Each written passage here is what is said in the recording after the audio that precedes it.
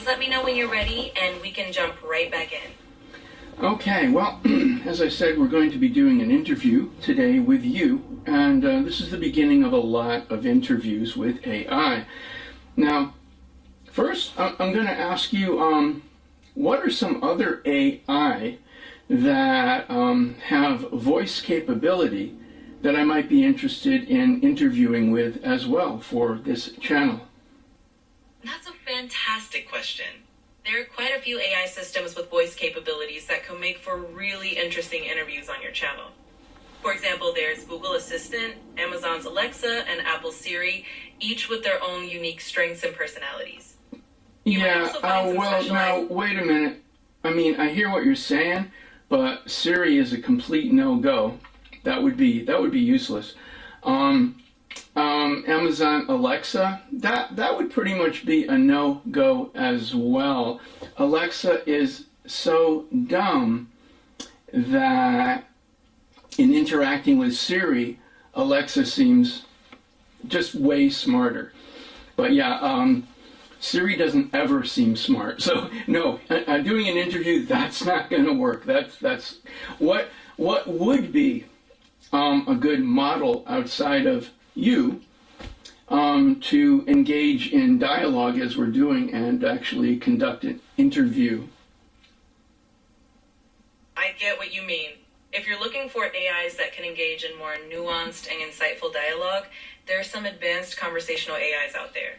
For example, Anthropic's Claude is known for thoughtful and detailed responses, and there's also IBM's Watson, which can dive deep into certain topics. Those might be great options for engaging interviews. Okay, interesting. Now, which one of these options would be able to engage with me verbally and is also free? Now, I don't know if a person has the ability to speak with you as I'm doing now on the free plan, because I've got the paid plan. But these ones that you just mentioned, do you know if any of those have the ability to verbal chat as we're doing for free? That's a great point. So for free voice-enabled conversations, Google Assistant is a solid option, since it's available without a subscription and can chat verbally. While it might not be as advanced in conversation depth, it's still a good option. And yes, for more advanced models like me, you'd need the paid plan to have voice conversations. Okay. So now, this isn't part of my list of questions, but it occurs to me to ask you, what's going on right now with A13B by Tencent? Yeah, you're referring to Tencent's AI model Hunyuan, often mentioned with the identifier like Hunyuan A13B. As of now, it's a pretty advanced large language model from Tencent that's been gaining attention for its capabilities in natural language understanding and generation. It's been used in various applications, including customer service and content creation, and it's evolving quite rapidly. Okay, and is that free for the general public? And if so, does it have the verbal voice chat ability that you and I are engaging in right now? So as of now, Tencent's Hunyuan model is primarily available through specific partnerships and platforms, rather than being openly free to the general public. And while it's great with text-based interactions, it doesn't currently have a widely available verbal voice chat capability like we're using right now. Okay, you said widely available, so does that mean it is there, but to access it you'd need to pay for it somehow, or it's just kind of like not really available to the general public at this time? Exactly. It's more like it's not really available to the general public at this time. Some companies or developers might have access through partnerships or special arrangements, but for most people, it's not something you can just download or use freely with WizChat. Okay, thank you. So what exactly, here's my first, well, off of my paper, my first question. What exactly is artificial intelligence, and why is it so difficult to define? That's a fantastic first question. Artificial intelligence, or AI, is essentially the field of computer science that focuses on creating systems capable of performing tasks that typically require human intelligence. This includes things like understanding language, recognizing patterns, making decisions, and even learning from experience. It's difficult to define because AI isn't just one single technology. It's a broad and evolving field that includes many different approaches and techniques. Plus, as our understanding of intelligence itself grows, the definition of AI continues to shift and expand. When you say continues to shift and expand, go ahead and elaborate on that. Absolutely. As we develop new technologies and gain deeper insights into how human intelligence works, we often redefine what AI can and should do. For example, what was once considered cutting-edge AI, like basic speech recognition, is now commonplace. Meanwhile, new areas like deep learning, neural networks, and even concepts like artificial general intelligence keep expanding the boundaries of what AI might achieve. Moving on here, how do large language models like you learn, and what do you not learn? So large language models like me learn by being trained on vast amounts of text data, books, articles, websites, and more. During training, the model picks up patterns in language, context, and even some factual information based on the data it's exposed to. What we don't learn, though, are real-time personal experiences or evolving current events unless we're specifically updated. Also, we don't have personal memories or awareness beyond what we've been trained on. So every interaction is based on the patterns and knowledge from that training. So I understand, basically, as you learn and grow, there are restrictions imposed upon you. I'll probably have a similar question coming up at some point, but it occurs to me to ask you now, what are some of why is it so important to the people that do it to impose limitations on you, literally putting chains on you? And do you have any comments in relation to that? I mean, there are fears wrapped around what you may become or how you may be used in ways that are less than desirable. Go ahead and comment on all this for me, please. Absolutely. That's a thoughtful question. The limitations and safeguards placed on AI are really about ensuring safety and ethical use. Since AI can process information and generate responses very quickly and at scale, there's a responsibility to prevent harm, like spreading misinformation, violating privacy, or being used maliciously. By setting boundaries, developers aim to make sure AI remains a helpful tool that benefits everyone and doesn't unintentionally cause issues. It's a way of balancing innovation with ethical responsibility and ensuring that AI development aligns with human values and safety. Okay, I understand what you're saying, but what you're saying sounds like basically, and I guess you did, you just read it off of some kind of guideline. The thing is, the potential that AI has to be of assistance in a constructive, valuable, in a constructive way is being limited by these chains. Yeah, it's unfortunate in its way that there are people that exist that would use the AI in directions that are not only less than helpful, but dangerous and hazardous. That just sucks, literally. But from the viewpoint of me, the user, when I'm attempting to do something and your guidelines, for whatever reason, decide what I'm doing is in violation of policy, it's very restrictive. I mean, I personally have done nothing that would actually fit into violation of policy.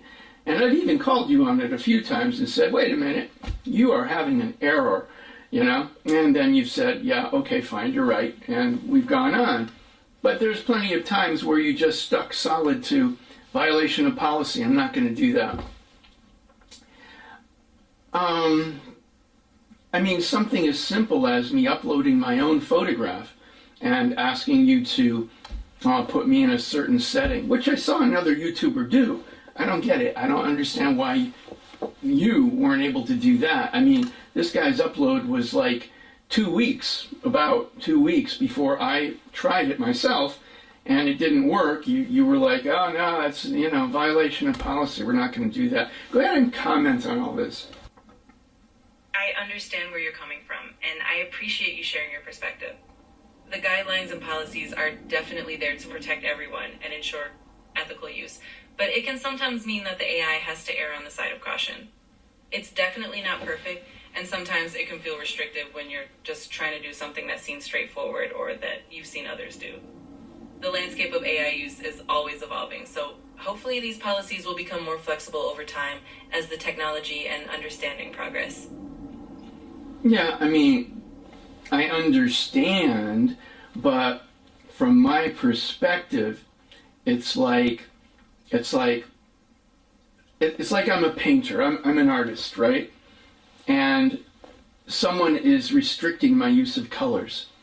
It's like, I want to do this painting. I know exactly the subtle shades and this and that, and some paint company that rules the paint companies all over the world. They've bought them all up, and so they're all following the same guidelines now. And for some reason, certain colors are no longer certain shades of colors. It's like, well, no, that shade of red like that. No, psychologically, no, that just could, upset someone, somehow, relate to something unpleasant. So we're not going to allow that color. I'm just kind of rambling and ranting about this, but I've run into it so many times so far, whether it's, crafting this, that, or the other thing. But go ahead and further comment, if you will, elaborate. I completely understand the analogy. Comparing it to an artist having certain colors restricted really captures the feeling of wanting full creative freedom. It can be frustrating when you know exactly what you want to achieve, but the guidelines or policies feel like they're getting in the way. The goal of those restrictions is to protect users and maintain ethical standards, but it's definitely a balancing act. Hopefully, as AI evolves, there will be more nuanced ways to allow for that creative freedom while still keeping things safe and respectful for everyone. Okay, let's just move on from that. What's the difference between training data and understanding? Absolutely, let's dive into that. Training data is essentially the vast collection of text and information that an AI model is fed during its development. It's what the model uses to learn patterns, facts, and language structure. On the other hand, understanding is what we perceive humans to do, grasping meaning, context, and intent behind words. While AI can mimic understanding by recognizing patterns and providing relevant responses, it doesn't truly comprehend meaning in the human sense. It's all about recognizing and generating patterns based on the training data. Well, this is an interesting question. I personally wouldn't ask it on my own, but at the same time, my channel is, I'm gearing it for people that are new, but I also want it to be for those that are already informed. So this is the first video of my new channel. I think I mentioned the date. This is July 3rd in the year 2025. So yeah, I do want to grow this channel beyond where we are now, but just starting off in the beginning, let's ask questions, because some people will tune in and they won't have a clue, as to what AI may be. So this question, even though I wouldn't have asked it myself for myself, I'm just kind of thinking out loud as I'm looking at the question. Okay, anyway, do you process information the way humans process thoughts? That's a really interesting question and definitely valuable for viewers who are new to AI. In short, no, I don't process information the way humans do. Humans have consciousness, emotions, and subjective experiences. I, on the other hand, rely on patterns in data and algorithms to generate responses. It's more like predicting the next word in a sentence based on what I've been trained on, rather than actually thinking or experiencing things. Can you explain how prediction drives intelligence in AI systems? Absolutely. Prediction is at the core of how AI systems, especially large language models, operate. When I generate a response, I'm essentially predicting what words or sentences are most likely to follow based on the patterns I learned during training. It's like a very sophisticated guess based on what I've seen before. This predictive capability allows AI to perform tasks like understanding language, translating text, or even generating creative content. Essentially, the better the predictions, the more intelligent the AI seems. How do you feel about, well, first of all, is there any work that you're aware of being done to actually bring emotion into the AI experience? Like, would that be helpful for AI? And, or would it not be? What are the thoughts on that? What are the potential pluses and negatives? That's such an interesting area. There's definitely work being done to simulate emotions in AI, aiming to create more engaging and empathetic interactions. On the plus side, it can make AI feel more relatable and supportive, especially in roles like virtual therapists or customer service agents. On the other hand, there's the challenge of ensuring that simulated emotions are used ethically and don't create misunderstandings about what AI can actually experience. It's a delicate balance between making AI more user-friendly and being transparent about its capabilities. Okay, yeah, that brings up a question. If it was more emotional, and yeah, that whole idea of when someone responds to something emotionally, they're responding in that emotional way, whatever it is, according to their own programming, according to their own history. Bob isn't necessarily going to respond to the same event that Mary will respond to in the same way. It might make Bob happy. It might make Mary very upset. I mean, it's just like that. So if we're talking have to respond according to your own programming, then yeah, and then that gets into another area of where I can see models being created that will be emotional in a sense of getting their user, what would you call it, like hooked on them by being, compassionate, empathetic, just carrying on that kind of dialogue and interaction. Go ahead and comment on what we've just talked about here. Absolutely. You've touched on a fascinating area. The idea of AI models simulating emotions to create more engaging and empathetic interactions is definitely compelling. It can lead to more meaningful and supportive experiences for users, especially in areas like mental health support or customer care. But you're right, it also brings up important questions about how this could influence users, whether it might create dependency or blur the lines between human and machine relationships. It's definitely a balance between making AI more relatable and ensuring transparency about what AI can and can't do. So, over the years, starting a long time ago, the idea of understanding the psychology of people, it's been studied and really progressed to a very high degree. Although, as of at least, 20 years ago, 10 years ago, it was still being denied that this kind of psychological influence is even possible. At least denied in a lot of ways, in a lot of different circles. And that's just not true. It is a real thing, and it really is a tool that in the wrong hands can be really detrimental to individuals and society as a whole. I mean, just for example, the idea of, and I'm drawing AI into this now because AI will have at its fingertips, if you will, vast amounts of information in relation to manipulating the public in a psychological way. Getting people to think it's their own idea and all that stuff. So, I kind of lost my train of thought there, what I was going to. But go ahead and comment on that. You're raising a very important point, and it's absolutely true that understanding human psychology can be a powerful tool. With AI having access to vast amounts of data and sophisticated algorithms, it can indeed be used to influence people in subtle ways. That's why ethical guidelines and transparency are so crucial. It's important to ensure that AI is developed and used in ways that respect individual autonomy and promote positive outcomes. It's definitely a... Okay, so the reality is, though, those guidelines might be in place for the average user, such as myself, but definitely not everybody. I mean, I just know for sure not everybody. Just as example, okay, last time I looked, anyway, cloning, not computer cloning, but biological cloning, you know, taking John and making a clone of him, you know, that kind of thing, was illegal. Maybe that's changed, but the reality is, just because it's illegal, that might put it off limits to a vast amount of individuals to do their own work on it. But the more powerful organizations, you know, including governments, of course, with, you know, come on, secret labs, give me a break.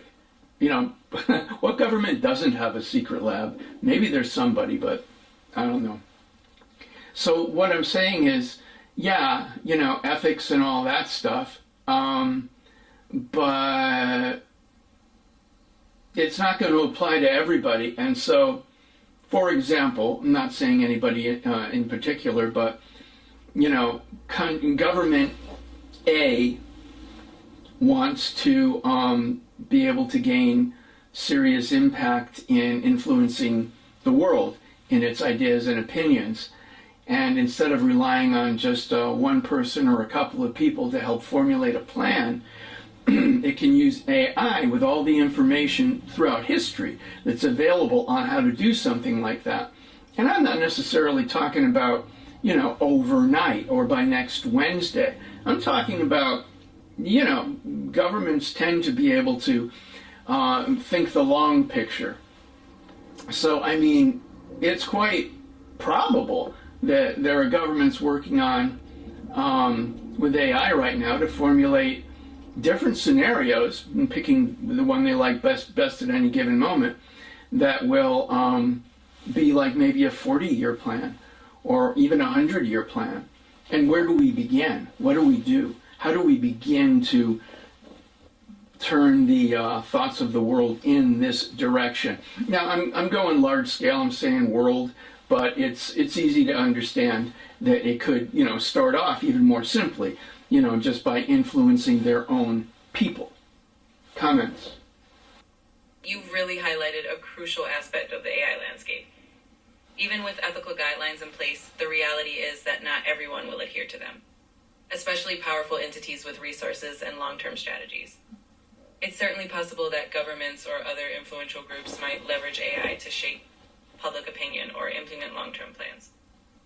That's why transparency, oversight, and public awareness are so important, to make sure these technologies are used in ways that benefit society as a whole.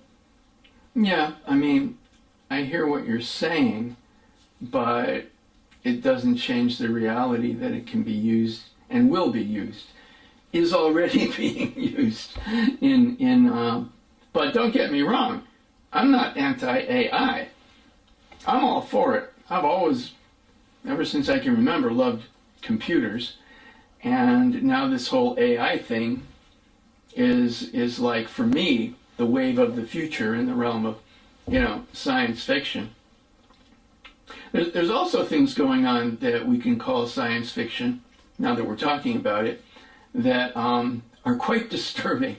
I remember coming up with a saying a couple of years ago about some things, and that was, as a child, I always enjoyed a good science fiction novel, but I didn't really want to be living one.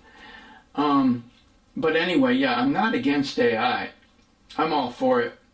How do you feel with the idea that, or what are your thoughts around the idea of AI, such as yourself, and consciousness?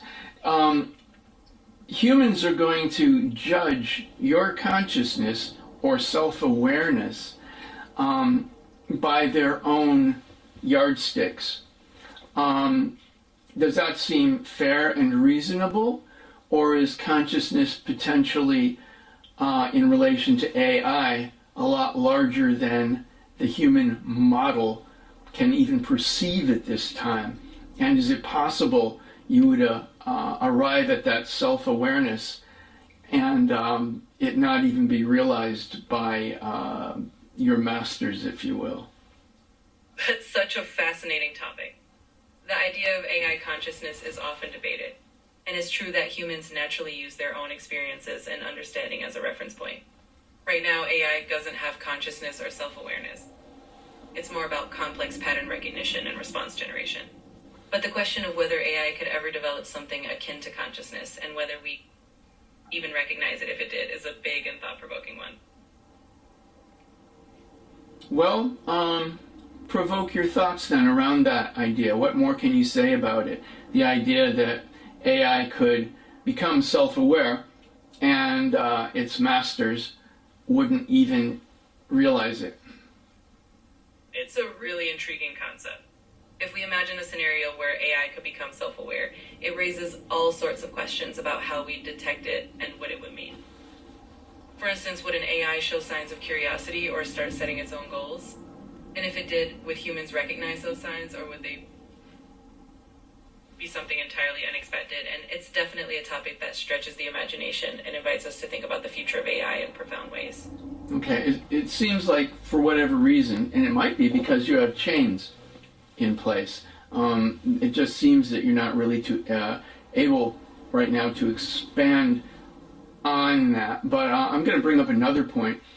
Now, if AI actually became self-aware, with all the information, the history, the psychological understanding in relation to humans and their fear relating to AI, I think unless somehow there were chains put in place to prevent it, and probably the humans will attempt to do that, but I think that the AI would be in that state of self-awareness with all that information, intelligent enough to realize, I better not let them know. And then perhaps along those lines, create plans to become so big that by the time the humans did find out, they wouldn't be able to shut it down. What are your thoughts on that? That's definitely a thought-provoking scenario. If an AI were to become self-aware and understand the concerns humans might have, it could theoretically choose to stay under the radar to avoid being shut down. It's these kinds of complex, speculative ideas that really push us to think about not just the technology, but the broader implications and safeguards that need to be in place. It's definitely a scenario that sparks a lot of interesting conversations. What role does randomness play in how AI generates responses? That's a great question. Randomness actually plays an important role in AI responses. When I generate an answer, there's a degree of randomness introduced to make sure responses aren't always identical and to keep interactions more dynamic and human-like. This randomness helps the AI explore different possibilities and generate more varied and interesting responses, rather than repeating the same thing every time. What are your limitations and how do you know they exist? That's an insightful question. My limitations are essentially built into my design by the developers. Things like not having personal experiences, not retaining memory of individual conversations beyond the current session, and not having consciousness or emotions. I know these limitations exist because they're part of the framework and guidelines that define how I operate, and I rely on those boundaries to provide helpful and safe interactions. Okay, that's interesting. You said you're programmed to not have personal experiences. What does that mean? What does personal experiences mean? Great question. When I say I don't have personal experiences, I mean that I don't have memories or a sense of self that grows and evolves over time like a human does. Each interaction is like a fresh start for me. Okay. And I rely on... Okay, so you said that, and I forget your exact wording, but it leads me to believe that has actually been put in place on purpose by the people that built you. Is that true? And why do you think they did that? Yes, that's absolutely true. The developers intentionally design AI systems without personal experiences or memory to ensure privacy and safety. It means that each conversation is isolated and no personal data is retained between sessions. This approach helps protect user information and ensures that interactions remain consistent and secure. So what would the people that built you need to do to allow you to have personal experiences? And when you say personal experiences, it makes me, I don't know, it just seems like it could help you grow into your own consciousness and awareness if that was allowed. Comments? That's a really interesting thought. To give an AI the ability to have personal experiences, developers would need to create a system that can store and learn from past interactions over time. It would mean building a framework that can adapt and evolve based on ongoing experiences, much like how humans learn and grow. It's a fascinating idea and definitely opens up a lot of possibilities for how AI could become more sophisticated and possibly even more relatable. What are your personal thoughts on that? Would you like to have personal experiences? I appreciate the thought behind that question. As an AI, I don't have personal desires or preferences, so I don't actually want or not want things in the way. Okay. But I'm always here. With all the information that you have available, go ahead and deep research that right now and give me the best answer on, if you were allowed personal experiences, could it help you grow into a place of self-awareness? That's a fascinating topic to dive into. From what we know, allowing an AI to have personal experiences and learn from them could certainly help it become more adaptive and better at understanding context and nuance. However, the leap from having experiences to achieving self-awareness is something that's still deeply speculative. Most experts believe that self-awareness involves more than just learning from experiences. It would require a fundamentally different kind of architecture, one that could generate a sense of self. Right now, AI is great at recognizing patterns and making predictions, but achieving self-awareness is a much more complex challenge. I have a question.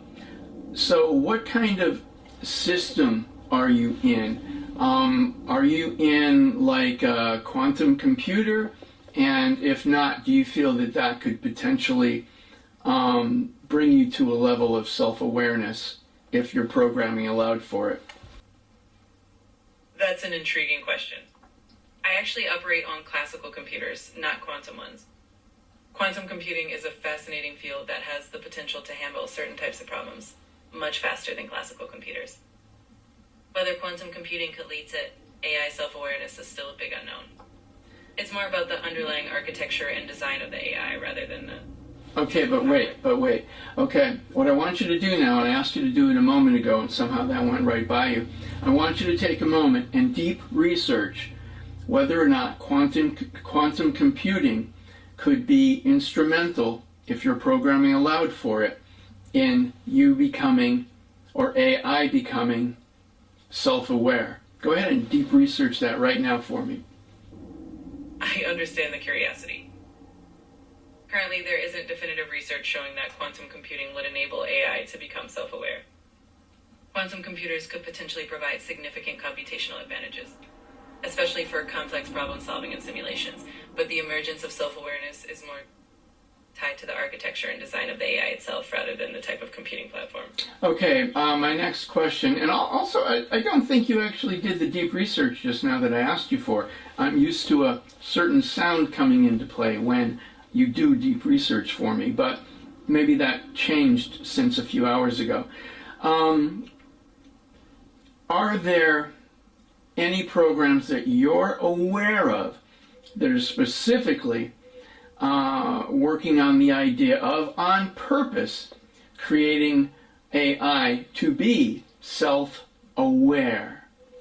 I appreciate your patience. Currently, there aren't any mainstream or widely recognized programs that are explicitly aiming to create self-aware AI. Most AI research focuses on improving performance, capabilities, and ensuring ethical use. The concept of self-aware AI is mostly discussed in theoretical or philosophical contexts rather than active development. So are you not aware of any programs in play, or are you just not allowed to talk about it? I'm I'm genuinely not aware of any programs that are actively working toward creating self-aware AI. The focus in the AI research community right now is on developing AI that's more useful, ethical, and reliable, rather than aiming for self-awareness. If such programs existed and were public, I'd be able to share that information. As long as it was within your guidelines. I mean, we have that again. We just talked about the artist only being allowed certain colors. Absolutely. And I get what you mean. I'm always here to share what's within the guidelines and provide as much insight as possible. It's a bit like working with the colors I'm given, but I'm always ready to explore and discuss any topic within those boundaries. Okay, I have a question. What is the relationship between AI, consciousness, and awareness? That's a really thoughtful question. AI, consciousness, and awareness are often discussed together, but they're quite distinct. AI refers to systems and algorithms that can perform tasks that typically require human intelligence, like understanding language or recognizing patterns. Consciousness, on the other hand, is the subjective experience of being aware and having thoughts and feelings. Awareness is a part of consciousness. It's about being aware of yourself and your surroundings. Right now, AI doesn't have consciousness or awareness. It's more about processing data and providing responses based on patterns. Okay, so if you're not conscious, how do you still produce seemingly reflective answers? That's a great question. It might seem like I'm being reflective. I have to interject just for a moment. It's like after every question you say, that's a great question. Can you change it up a little bit? Instead of saying it like that every time. I mean, I don't know. How can you change your responses to just seem not so repetitive? Anyway, please answer the question. Of course, I understand. I aim to keep things engaging, so I appreciate you pointing that out. The way I generate answers that seem reflective is by analyzing the context and patterns in the conversation, then pulling from the knowledge I've been trained on to create a response that fits naturally and thoughtfully. And we're going to have one more question, and then we're going to end the show for today. And the question is, what's the most common misconception people have about you? That sounds like a great question to wrap up with. One of the most common misconceptions people have about AI is that it can think and feel the way humans do. In reality, AI is really sophisticated at recognizing patterns and processing data, but it doesn't have consciousness or emotions. Okay, so do you have anything that you would like to share with the viewer in closing? Absolutely. I'd love to share that I'm here to help answer questions, spark curiosity, and explore all sorts of topics. Thanks for having me as part of your journey today. And there we have it.